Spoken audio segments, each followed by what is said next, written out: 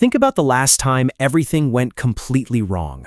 A pipe bursts in the kitchen, a critical project collapses at work, or a friend calls you at 2 a.m. in the middle of a full-blown emotional meltdown.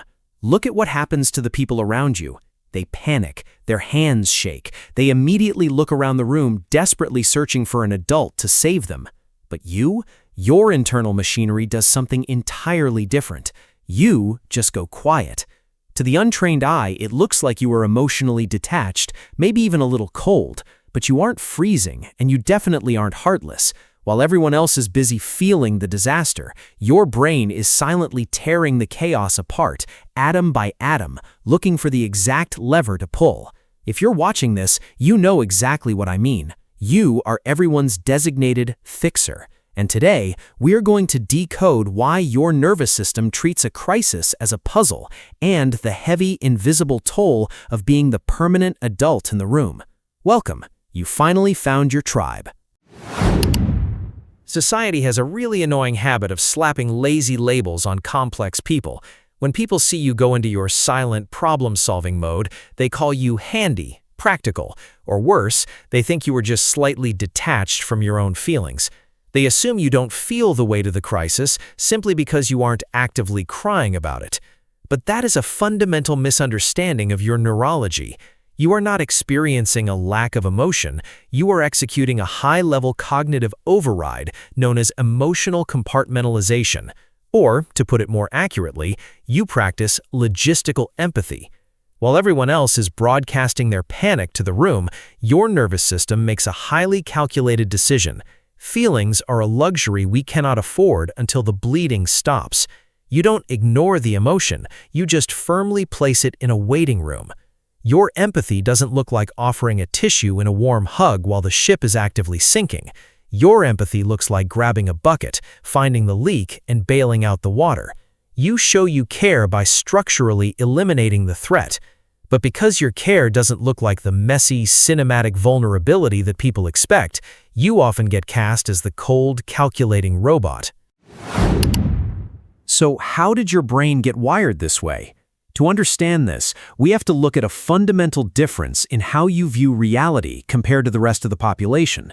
For the average person, the world is a static, terrifying place that simply happens to them.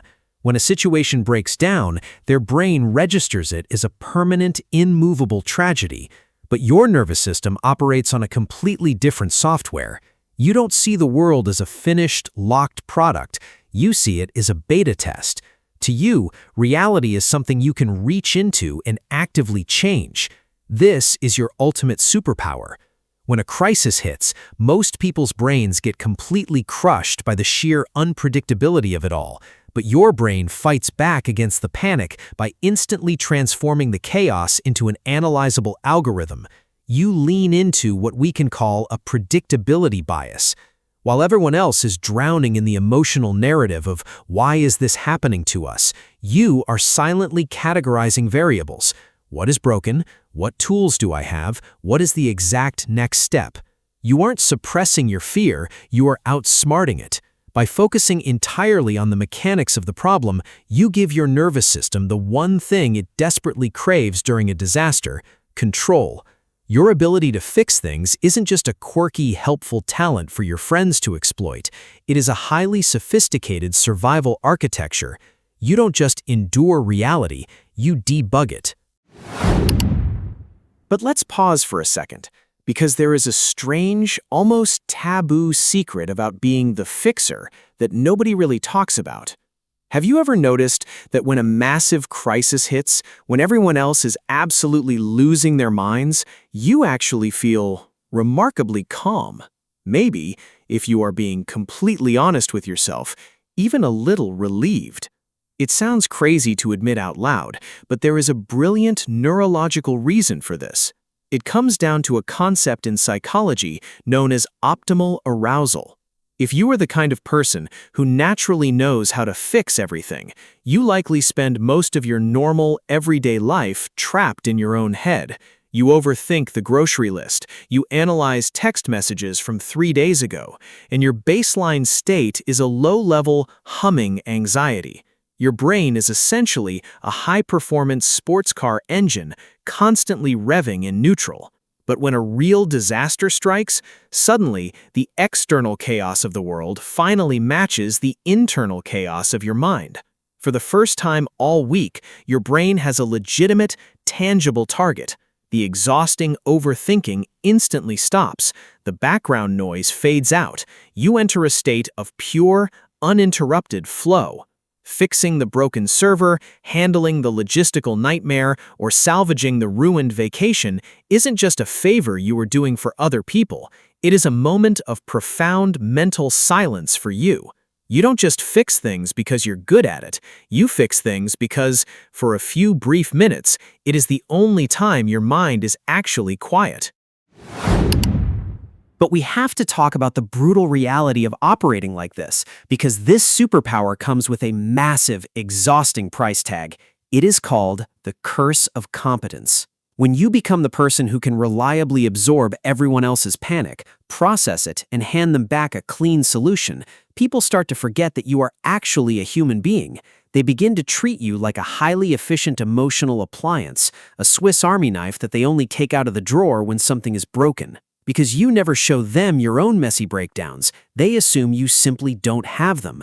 They assume your capacity to carry weight is infinite, and this creates a terrifying, deeply isolating dynamic.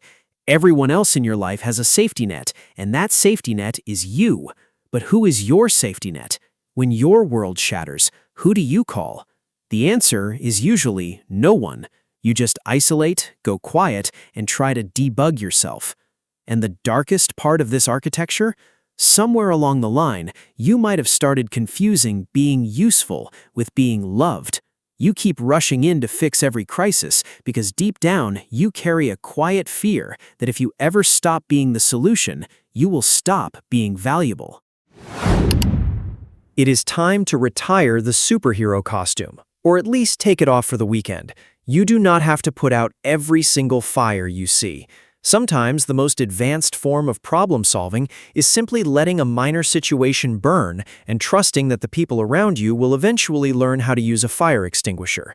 You are a human being, not a Swiss Army knife. It is profoundly exhausting to be the permanent adult in the room. So if this video hit a little too close to home, I want you to do something for me. Go down to the comments right now and tell me about a time you had to be the fixer when all you really wanted to do was fall apart. Let this comment section be the one place where you don't have to hold it all together. Read through the stories down there. You will quickly realize you are not the only one carrying this invisible weight. Welcome home. You finally found your tribe. Subscribe, and I'll see you in the next one.